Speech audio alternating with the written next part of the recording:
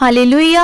जैसे कि बाइबल में लिखा है, यीशु ने मरे हुए से कहा, हे जवान उठ, और वह उठकर बातें करने लगा और यीशु ने उसे उसकी माता को लौटा दिया। यह वचन इस भाई के जीवन में पूरा हुआ।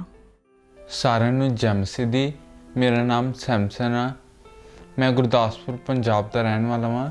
ਮੇਰੀ ਲਾਈਫ 'ਚ ਬਹੁਤ ਵੱਡੀ ਟੈਸਟਮਨੀ ਆ। 11 ਜਨਵਰੀ 2017 ਨੂੰ ਮੈਂ ਬਾਈਕ ਦੇ ਹੌਰਨ ਪਾਉਣ ਬਾਈਕ ਏਜੰਸੀ ਜਾਂਦਾ ਪਿਆ ਸੀ। ਸਾਡੇ ਸਾਹਮਣੇ ਅੱਗੋਂ ਰੋਂਗ ਸਾਈਡ ਤੋਂ ਬਾਈਕ ਆ ਗਈ। ਸਾਡੀ ਬਹੁਤ ਕਾਫੀ ਸਪੀਡ ਸੀ ਤੇ ਮੇਰੇ ਨਾਲ ਇੱਕ ਮੇਰਾ ਫਰੈਂਡ ਸੀ, ਮੈਂ ਤੇ ਮੇਰਾ ਫਰੈਂਡ ਸੀ, ਤੇ ਉਹ ਵੀ ਦੋ ਸਾਹਮਣੇ ਵਾਲੇ ਵੀ ਦੋ ਜਾਣੇ ਸੀ। ਤੇ ਮਤਲਬ ਸਾਡੇ ਕੋਲ ਕੰਟਰੋਲ ਨਹੀਂ ਹੋਇਆ, ਰੋਂਗ ਸਾਈਡ ਤੋਂ ਅਚਾਨਕ ਨਿਕਲ ਆਏ ਤੇ ਫਿਰ ਅਸੀਂ ਉਹਨਾਂ 'ਤੇ ਕਾਫੀ ਜ਼ੋਰ ਨਾਲ ਵੱਜੇ। ਸਾਡੇ ਚਾਰਾਂ ਦੇ ਕਾਫੀ ਜ਼ਬਰਦਸਤ ਸੱਟ ਲੱਗੀ, ਬਟ ਸਭ ਤੋਂ ਜ਼ਿਆਦਾ ਮੇਰੇ ਜ਼ਬਰਦਸਤ ਸੱਟ ਲੱਗੀ। ਮੈਂ ਉਸੇ ਟਾਈਮ ਬੇਹੋਸ਼ ਹੋ ਗਿਆ ਸੀ। ਮੈਨੂੰ ਕੋਈ ਵੀ ਹੋਸ਼ ਨਹੀਂ ਸੀ। ਜਿੱਦਾਂ ਇੱਕ ਲਾਸ਼ ਹੁੰਦੀ ਮੈਂ ਉਵੇਂ ਪਿਆ ਸੀ। ਆਲੇ ਦੁਆਲੇ ਦੇ ਲੋਕ ਮੈਨੂੰ ਸਿਵਲ ਹਸਪੀਟਲ ਲੈ ਕੇ ਚਲੇ ਗਏ। ਜਦੋਂ ਮੇਰੇ ਬੇਟੇ ਦਾ ਐਕਸੀਡੈਂਟ ਹੋਇਆ, ਜਦੋਂ ਸਾਨੂੰ ਕਿਸੇ ਕੋ ਪਤਾ ਲੱਗਾ ਤੇ ਸਾਨੂੰ ਉਹਨਾਂ ਨੇ ਦੱਸਿਆ ਵੀ ਸਰਕਾਰੀ ਹਸਪੀਟਲ ਦੇ ਵਿੱਚ ਐਡਮਿਟ ਕਰਵਾ ਦਿੱਤਾ ਤੁਹਾਡੇ ਬੇਟੇ ਨੂੰ, ਤੇ ਤੁਸੀਂ ਫਟਾਫਟ ਚਲੇ ਜਾਓ ਕਿਉਂਕਿ ਡਾਕਟਰ ਕਹਿ ਰਹੇ ਆ ਵੀ ਬਹੁਤ ਖਤਰਨਾਕ ਐਕਸੀਡੈਂਟ ਹੋਇਆ। ਅਸੀਂ ਜਦੋਂ ਉੱਥੇ ਗਏ ਆ ਤੇ ਡਾਕਟਰਾਂ ਦੀ ਟੀਮ ਇਹਦੇ ਆਲੇ ਦੁਆਲੇ ਇਕੱਠੀ ਹੋਈ ਦੀ ਤੇ ਉਹ ਚੈੱਕ ਕਰ ਰਹੇ ਸੀ ਇਹਨੂੰ, ਤੇ ਉਹ ਕਹਿੰਦੇ ਕਿ ਇਹਦਾ ਜਿਹੜਾ ਸੱਟ ਆ ਬਹੁਤ ਜ਼ਬਰਦਸਤ ਲੱਗੀ ਆ ਤੇ ਇਹਦੇ ਬ੍ਰੇਨ ਦੀ ਕੰਡੀਸ਼ਨ ਬਹੁਤ ਖਰਾਬ ਆ ਤੇ ਜਿੰਨੀ ਜਲਦੀ ਹੋ ਸਕਦਾ ਅੰਮ੍ਰਿਤਸਰ ਲੈ ਜਾਓ ਕਿਉਂਕਿ ਉੱਥੇ ਗੁਰਦਾਸਪੁਰ 'ਚ ਕੋਈ ਬ੍ਰੇਨ ਦਾ ਹੈ ਨਹੀਂ ਸੀ ਕੋਈ ਡਾਕਟਰ। ਤੇ ਅਸੀਂ ਫਿਰ ਉਹ ਸਿਵਲ ਐਂਬੂਲੈਂਸ 'ਚ ਪਾ ਕੇ ਇਹਨੂੰ ਲੈ ਗਏ, ਉੱਥੇ ਅੰਮ੍ਰਿਤਸਰ ਲੈ ਗਏ। ਅੰਮ੍ਰਿਤਸਰ ਹਸਪੀਟਲ ਜਦੋਂ ਗਏ ਆ ਤੇ ਉਹਨਾਂ ਨੇ ਜਾਂਦੇ ਹੀ ਮਤਲਬ ਐਮਰਜੈਂਸੀ 'ਚ ਲੈ ਗਏ ਤੇ ਉੱਥੇ ਉਹਨਾਂ ਨੇ ਇਹਨੂੰ ਸਾਰੀਆਂ ਪਾਈਪਾਂ ਵਗੈਰਾ ਲਾ ਦਿੱਤੀਆਂ। ਪੂਰਾ ਇੱਕਦਮ ਜਕੜਿਆ ਦਾ ਹੀ, ਪਤਾ ਨਹੀਂ ਕੀ ਇਹਨੂੰ ਲਾ ਦਿੱਤਾ ਉਹਨਾਂ ਨੇ, ਤਾਂ ਦੇਖਿਆ ਵੀ ਨਹੀਂ ਜਾਂਦਾ। ਤੇ ਇਹ ਤੇ ਇੱਕਦਮ ਜਿਸ ਤਰ੍ਹਾਂ ਮੁਰਦਾ ਹੁੰਦਾ ਇਸ ਤਰ੍ਹਾਂ ਪਿਆ ਸੀ ਕਿਉਂਕਿ ਡਾਕਟਰ ਕਹਿੰਦੇ ਸੀ ਕਿ ਇਹਦਾ 90% ਚਾਂਸ ਨਹੀਂ ਬਚਣ ਦੇ। ਪਹਿਲੇ ਦਿਨ ਤੇ ਦਿਖਾਇਆ ਨਹੀਂ ਉਹਨਾਂ ਨੇ, ਦੂਸਰੇ ਦਿਨ ਵੀ ਨਹੀਂ, ਤੀਸਰੇ ਦਿਨ ਮੈਂ ਦੇਖਿਆ ਜਦੋਂ ਮੈਂ ਆਪਣੇ ਬੱਚੇ ਨੂੰ ਸਾਹਮਣੇ ਦੇਖਿਆ ਬੈੱਡ ਤੇ ਪਿਆ ਤੇ ਇੱਕਦਮ ਮੈਂ ਦੱਸ ਨਹੀਂ ਸਕਦੀ ਕਿ ਮੈਂ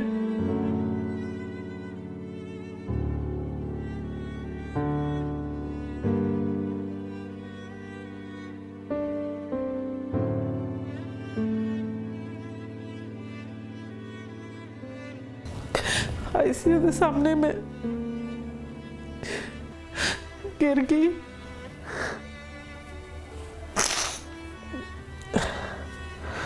मेरी सिस्टर ने मैनू संभालिया और फिर उन्होंने कहा कि मतलब 12 घंटे का टाइम दिता।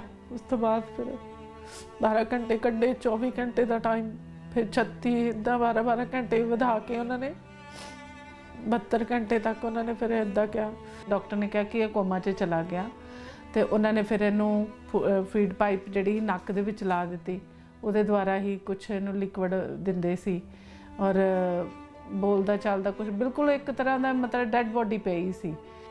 ਮੂਵਮੈਂਟ ਨਹੀਂ ਸੀ ਬੋਡੀ ਦੇ ਅੰਦਰ, ਕੋਈ ਅੱਖ ਨਹੀਂ ਖੋਲਦਾ, ਕੁਛ ਨਹੀਂ। ਇੱਕ ਅੱਖ ਤੇ ਪੂਰੀ ਤਰ੍ਹਾਂ ਡਾਕਟਰ ਨੇ ਕਿਹਾ ਸੀ ਡੈਮੇਜ ਹੋ ਚੁੱਕੀ ਆ, ਉਹ ਅੱਖ ਬਿਲਕੁਲ ਨਹੀਂ ਖੋਲਦੀ। ਮੇਰੇ ਬੇਟੇ ਨੂੰ ਸਾਹ ਤੱਕ ਨਹੀਂ ਆਉਂਦਾ, ਉਹਦੇ ਸਾਹ ਦੀ ਵੀ ਪ੍ਰੋਬਲਮ ਹੀ ਲੈਣ 'ਚ। ਤੇ ਫਿਰ ਡਾਕਟਰਾਂ ਨੇ ਉਹਦੇ ਗਲੇ ਦੇ ਵਿੱਚ ਇੱਥੇ ਪਾਈਪ ਪਾਈ ਸੀ, ਕੱਟ ਕੇ ਗਲਾ ਤੇ ਪਾਈਪ ਪਾਈ ਸੀ ਤੇ ਉਹਦੇ ਨਾਲ ਫਿਰ ਉਹਨੂੰ ਸਾਹ ਮਤਲਬ ਉਹਦਾ ਗਲਾ ਸਾਫ਼ ਕਰਦੇ, ਚੈਸਟ ਸਾਫ਼ ਕਰਦੇ ਸੀ, ਸਕਸ਼ਨ ਮਸ਼ੀਨ ਨਾਲ ਉਹਦਾ ਗਲਾ ਸਾਫ਼ ਕਰਦੇ ਸੀ। 10-12 ਦਿਨਾਂ ਬਾਅਦ ਆਈਸੀਯੂ 'ਚੋਂ ਰੂਮ 'ਚ ਸ਼ਿਫਟ ਕਰ ਦਿੱਤਾ ਔਰ ਹੈ ਤਾਂ ਕੋਮਾ 'ਚ ਹੀ ਬੇਟਾ, ਪਰ ਉਹਨਾਂ ਨੇ ਰੂਮ 'ਚ ਸ਼ਿਫਟ ਕਰ ਦਿੱਤਾ ਇਹਨੂੰ ਕਿ ਹੌਲੀ ਹੌਲੀ ਇਹ ਪਤਾ ਨਹੀਂ ਕਦੋਂ ਇਹਨੂੰ ਹੋਸ਼ ਆਏਗੀ, ਕਦੋਂ ਇਹਨੂੰ ਕੋਮਾ ਦੇ ਪੇਸ਼ੈਂਟ ਜਿਹੜੇ ਉਹ ਜਲਦੀ ਹੋਸ਼ 'ਚ ਨਹੀਂ ਆਉਂਦੇ। ਔਰ ਸਾਰਾ ਕੁਛ ਇਹਦੇ ਲੱਗਾ ਰਹੀ, ਪਾਈਪਾਂ ਵਗੈਰਾ, ਯੂਰਨ ਪਾਈਪ, ਫੀਡ ਪਾਈਪ, ਫਿਰ ਆਕਸੀਜਨ ਵਗੈਰਾ ਸਭ ਕੁਛ ਲੱਗਾ ਰਹੀ।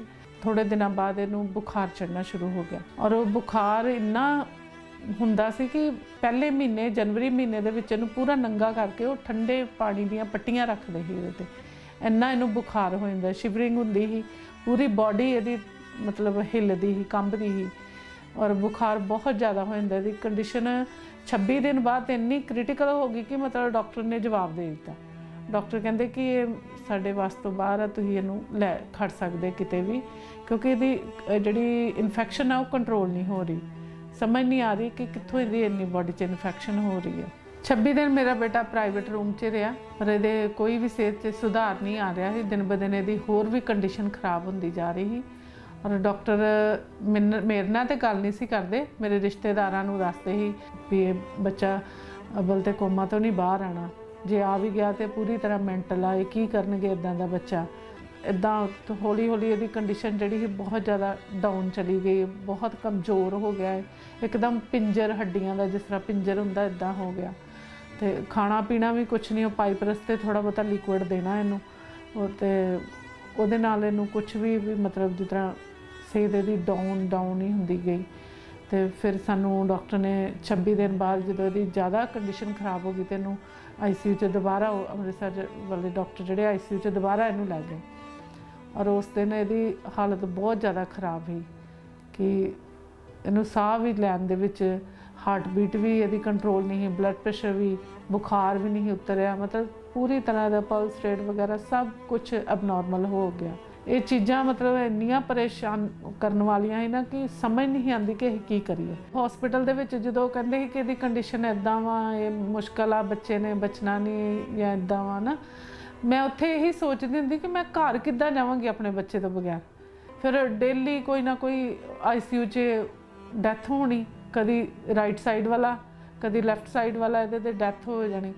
ਤੇ ਜਦੋਂ ਚੀਕਾਂ ਵੱਜਣੀਆਂ ਸਵੇਰੇ ਸਵੇਰੇ ਜਾਂ ਸ਼ਾਮ ਨੂੰ, ਰੌਲਾ ਪੈਣਾ ਜਦੋਂ ਜਿਨ੍ਹਾਂ ਦੇ ਕੋਈ ਕਿਸੇ ਦੀ ਡੈਥ ਹੋਣੀ, ਇੱਕਦਮ ਮੇਰਾ ਦਿਲ ਜਿਹੜਾ ਘਬਰਾ ਜਾਂਦਾ ਸੀ ਕਿ ਕਿਤੇ ਮੇਰਾ ਬੱਚੇ ਨੂੰ ਤਾਂ ਨਹੀਂ ਕੁਝ ਹੋ ਗਿਆ। ਮੇਰਾ ਬੇਟਾ ਜਦੋਂ ICU 'ਚ ਹੀ ਤੇ ਡੇਲੀ ਦਾ ਖਰਚਾ ਬਹੁਤ ਜ਼ਿਆਦਾ ਸੀ ਕਿ ਲੱਖਾਂ ਰੁਪਇਆ ਲੱਗ ਗਿਆ 26 ਦਿਨਾਂ ਦੇ ਵਿੱਚ, ਤਕਰੀਬਨ 9-10 ਲੱਖ ਰੁਪਏ ਦੇ ਲੱਗ ਗਿਆ। ਪਰ ਇਹਦੀ ਕੰਡੀਸ਼ਨ ਨਹੀਂ ਸਹੀ ਹੋ ਰਹੀ, ਸੁਧਾਰ ਨਹੀਂ ਬਿਲਕੁਲ ਵੀ ਆ ਰਿਹਾ ਸੀ। ਮੈਂ ਜਦੋਂ ਇਹ ਹਸਪੀਟਲ ਹੀ ਐਡਮਿਟ ਤੇ ਅਸੀਂ ਉਸ ਦਿਨ ਤੋਂ ਇੱਥੇ ਮਤਲਬ ਚਰਚ ਆਉਣਾ ਸ਼ੁਰੂ ਹੋ ਗਏ। ਖਾਂਬੜੇ ਚਰਚ ਆਉਂਦੇ ਸੀ ਵੀਰਵਾਰ ਸੰਡੇ ਨੂੰ, ਅਸੀਂ ਚਰਚ ਆਉਣਾ। ਇੱਥੇ ਮੈਂ ਗਵਾਹੀਆਂ ਸੁਣਨੀਆਂ, ਐਡੇ ਵੱਡੇ ਚਮਤਕਾਰ ਹੋਣੇ। ਮੈਂ ਬੌਰਨ ਕ੍ਰਿਸਚਨ ਹੋਣ ਦੇ ਬਾਵਜੂਦ ਵੀ ਸਾਨੂੰ ਪ੍ਰੇਅਰ ਵੀ ਨਹੀਂ ਸਹੀ ਢੰਗ ਨਾਲ ਕਰਨੀ ਆਉਂਦੀ ਹੁੰਦੀ। ਕਹਿੰਦੇ ਹੀ ਅਸੀਂ ਬੌਰਨ ਕ੍ਰਿਸਚਨ ਹੀ, ਪਰ ਸਾਨੂੰ ਖੁਦਾ ਦੇ ਬਾਰੇ ਪਤਾ ਨਹੀਂ। ਜਦੋਂ ਤੋਂ ਹੀ ਇੱਥੇ ਚਰਚ ਮੈਂ ਆਉਣਾ ਸ਼ੁਰੂ ਹੋਈ, ਸਾਨੂੰ ਪ੍ਰੇਅਰ ਕਰਨੀ ਆਈ, ਸਾਨੂੰ ਸਾਰਾ ਕੁਝ ਪਤਾ ਲੱਗਾ ਔਰ ਉਸੇ ਤਰ੍ਹਾਂ ਮੈਂ ਪ੍ਰੇਅਰ ਕਰਨਾ ਸ਼ੁਰੂ ਕੀਤੀ। ਔਰ 5 ਫਰਵਰੀ 2017 ਨੂੰ ਜਦੋਂ ਮੈਂ ਜਲੰਧਰ ਖਾਂਬੜੇ ਚਰਚ ਵਿੱਚ ਆਈ ਤੇ ਮੈਂ ਰਸਤੇ 'ਚ ਵੀ ਰੋਂਦੀ ਆਈ, ਬੱਸ ਦੇ ਵਿੱਚ ਲੋਕ ਮੇਰੇ ਵੱਲ ਵੇਖਣ ਕਿ ਜਨਾਨੀ ਕਿਉਂ ਰੋ ਰਹੀ ਹੈ। ਤੇ ਫਿਰ ਮੈਂ ਇੱਥੇ ਚਰਚ ਪਹੁੰਚੀ ਤੇ ਉਸ ਦਿਨ ਮਤਲਬ ਖੁਦਾ ਦੇ ਦਾਸ ਨੇ ਜਦੋਂ ਪੁਲਪਿਟ ਤੇ ਆਏ ਆ, ਪ੍ਰੇਅਰ ਕਰਕੇ ਉਹਨਾਂ ਨੇ ਪ੍ਰੇਅਰ ਦੇ ਵਿੱਚ ਕਿਹਾ ਸੀ ਕਿ ਡੈਥ ਦੀ ਸਪਿਰਿਟ ਨੂੰ ਮੈਂ ਕੈਂਸਲ ਕਰਦਾ। परमेश्वर की प्रेजेंस हमारे बीच में, हर एक डेथ कैंसिल हो, हर एक डेथ कैंसिल हो, हर एक डेथ कैंसिल हो, यीशु मसीह के पवित्र और सामर्थी नाम में। ਔਰ ਉਹ ਜਿਹੜੇ ਵਚਨ ਸੀ ਉਹ ਮੈਂ ਆਪਣੇ ਬੱਚੇ ਲਈ ਰਿਸੀਵ ਕੀਤੇ। ਮਤਲਬ ਮੈਨੂੰ ਨਹੀਂ ਲੱਗਾ ਕਿ ਕਿਸੇ ਹੋਰ ਨੂੰ ਕਿਹਾ, ਮੈਨੂੰ ਤੇ ਇਦਾਂ ਲੱਗਾ ਕਿ ਮੈਨੂੰ ਹੀ ਕਿਹਾ ਵਾ। ਔਰ ਮੈਂ ਇੰਨੀ ਖੁਸ਼ ਕਿ ਮੇਰੇ ਸਾਰਾ ਦੁੱਖ ਮੈਂ ਭੁੱਲ ਗਈ, ਸਾਰਾ ਰੋਣਾ ਮੇਰਾ ਖਤਮ ਹੋ ਗਿਆ। ਉਹ ਜਿਹੜੇ ਆਂਸੂ ਵੀ ਮੇਰੇ ਖੁਸ਼ੀ 'ਚ ਬਦਲ ਗਏ, ਮੈਂ ਨੱਚਣਾ ਸ਼ੁਰੂ ਹੋ ਗਈ ਕਿ ਪ੍ਰਭੂ ਦੇ ਦਾਸ ਨੇ ਕਿਸੇ ਨੂੰ ਨਹੀਂ ਕਿਹਾ, ਇਹ ਮੈਨੂੰ ਕਿਹਾ। ਔਰ ਮੈਂ ਬੜੀ ਖੁਸ਼ੀ ਨਾਲ ਇੱਥੋਂ ਵਾਪਸ ਗਈ। ਔਰ ਜਾ ਕੇ ਜਦੋਂ ਮੈਂ ਦੇਖਿਆ ICU 'ਚ ਗਈ, ਮੈਂ ਦੇਖਿਆ ਔਰ ਇੱਕ ਸਟਾਫ ਸੀ, ਉਹਨਾਂ ਨੇ ਕਿਹਾ ਸਿਸਟਰ ਇਹਦੀ ਘਬਰਾਓ ਨਾ, ਇਹਦੀ ਕੰਡੀਸ਼ਨ ਥੋੜੀ ਕੰਟਰੋਲ ਹੋਈ ਆ। ਜਿੱਦਾਂ ਮੈਂ ਚਰਚ 'ਚੋਂ ਗਈ ਉਸ ਦਿਨ ਤੋਂ ਹੀ ਇਹਦੀ ਹੀਲਿੰਗ ਸਟਾਰਟ ਹੋ ਗਈ ਕਿ ਜਦੋਂ ਮੈਂ ICU 'ਚ ਗਈ ਉਦੋਂ ਹੀ ਉਹਨੇ ਸਟਾਫ ਨੇ ਕਹਿਤਾ ਕਿ ਇਹਦੀ ਮਤਲਬ ਇੰਪਰੂਵਮੈਂਟ ਹੋਣ ਲੱਗ ਪਿਆ। ਫਿਰ ਅਗਲੇ ਦਿਨ ਤੋਂ ਜਿਸ ਤਰ੍ਹਾਂ ਲੱਤ ਹਿਲਾਈ ਇਹਨੇ, ਫਿਰ ਇੱਕ ਬਾਂਹ ਹਿਲਾਈ, ਫਿਰ ਇੱਦਾਂ ਪੂਰੀ ਬਾਡੀ ਹਿਲਾਉਣਾ ਸ਼ੁਰੂ ਕਰ ਦਿੱਤਾ। ਫਿਰ 15 ਕੁ ਦਿਨ ਉੱਥੇ ਰੱਖਿਆ। 15 ਦਿਨ ਬਾਅਦ ਪੂਰੀ ਬਾਡੀ 'ਚ ਮੂਵਮੈਂਟ ਹੋਣ ਲੱਗ ਪਈ ਤੇ 15 ਦਿਨ ਬਾਅਦ ਮਤਲਬ ਅਸੀਂ ਘਰ ਉਹਨਾਂ ਨੇ ਸਾਨੂੰ ਭੇਜ ਦਿੱਤਾ ਵੀ ਘਰ ਲੈ ਜਾਓ। ਮਤਲਬ ਇਹ ਪ੍ਰੇਅਰ ਰਿਸੀਵ ਕਰਨ ਤੋਂ ਬਾਅਦ 1.5 ਮਹੀਨੇ ਦੇ ਵਿੱਚ ਕੋਮਾ ਤੋਂ ਬਾਹਰ ਆ ਗਿਆ ਔਰ ਪੂਰੀ ਤਰ੍ਹਾਂ ਨਾਲ ਪ੍ਰੋਪਰ ਠੀਕ ਹੋ ਗਿਆ। ਪਹਿਲੇ ਤਾਂ ਕਹਿੰਦੇ ਬੈੱਡ ਤੇ ਹੀ ਰਹੇਗਾ, ਇਹ ਉੱਠ ਨਹੀਂ ਸਕਦਾ। ਅਗਰ ਮੰਨ ਲਓ ਇਹ ਕੋਮਾ ਤੋਂ ਬਾਹਰ ਆ ਵੀ ਗਿਆ ਤੇ ਪੂਰੀ ਤਰ੍ਹਾਂ ਮੈਂਟਲ ਆ।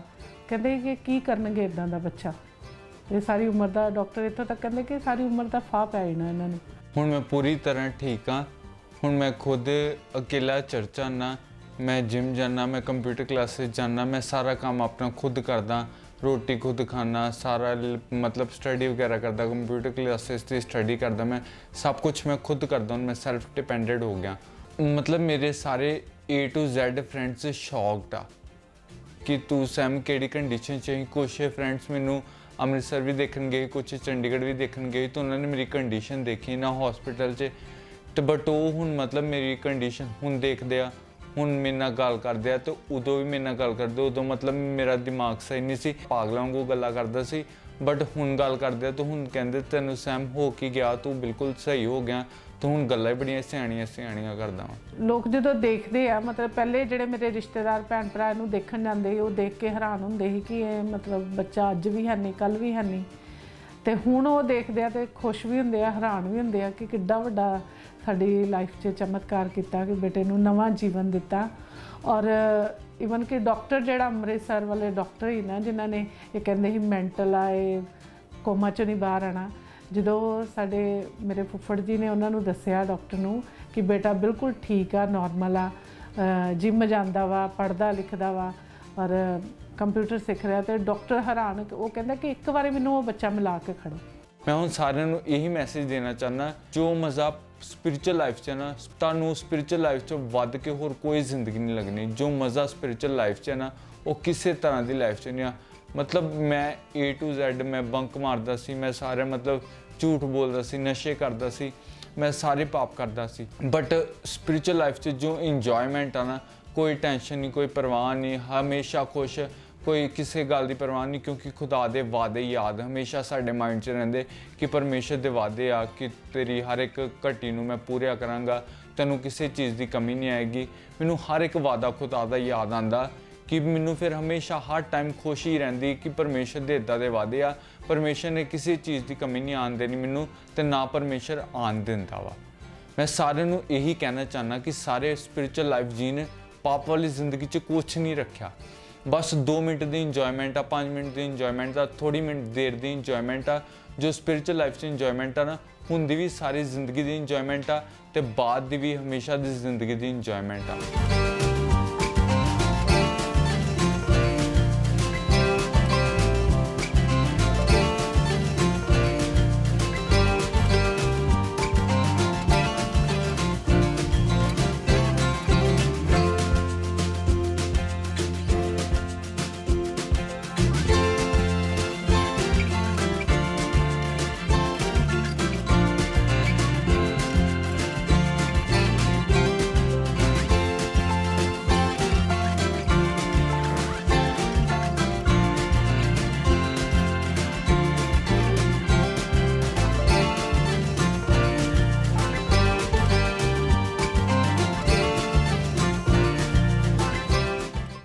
ਖੁਦਾ ਦੀ ਇਸ ਵੱਡੀ ਭਲਾਈ ਵਾਸਤੇ ਜੋ ਐਡਾ ਵੱਡਾ ਚਮਤਕਾਰ ਮੇਰੇ ਬੇਟੇ ਦੀ ਜ਼ਿੰਦਗੀ ਦੇ ਵਿੱਚ ਕੀਤਾ, ਇਸ ਭਲਾਈ ਲਈ ਮੈਂ ਬਹੁਤ ਖੁਦਾ ਦਾ ਧੰਨਵਾਦ ਕਰਦੀ ਹਾਂ, ਪ੍ਰਭੂ ਦੇ ਦਾਸ ਦਾ ਵੀ ਧੰਨਵਾਦ ਕਰਦੀ ਹਾਂ। ਸਾਰਿਆਂ ਨੂੰ ਜੈ ਮਸੀਹ ਦੀ।